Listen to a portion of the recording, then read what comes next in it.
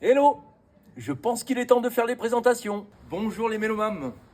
Maintenant que nous avons pu découvrir avec la team écoute ce que ces enceintes ont à nous raconter, il est temps de passer un petit peu aux choses sérieuses. Il va donc s'agir de refaire une beauté à ces incroyables enceintes, ces A7 de chez Altec Lensing. Mais ce n'est pas tout, puisqu'elles vont aussi être techniquement optimisées.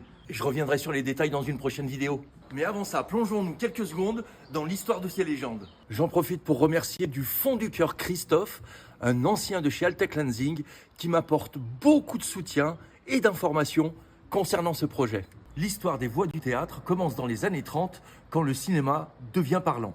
Un certain monsieur James B. Lensing, dont les initiales sont JBL, conçoit alors des systèmes capables de remplir 2000 places avec les amplificateurs de l'époque qui ne développent que 15 à 20 watts. Comme vous pouvez le voir, ces systèmes Shearer étaient plutôt imposants. Et à partir de 1945, M. Lensing et son équipe proposent les voix du théâtre. Et d'ailleurs, si vous êtes allé au cinéma depuis 1945, et encore aujourd'hui, en particulier dans les cinémas UGC, c'est sur des voix du théâtre que vous avez profité de votre film.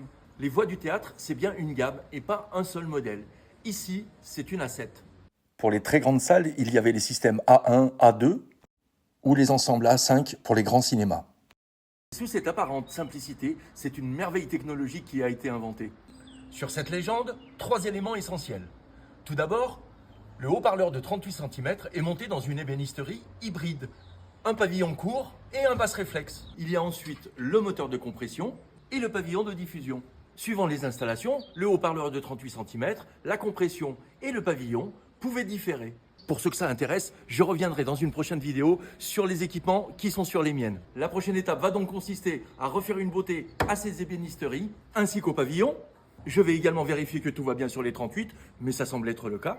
Sans oublier une bonne révision et une optimisation des moteurs de compression et des filtres. Mais bien sûr, tout ça, on aura l'occasion d'en reparler. Force et musique!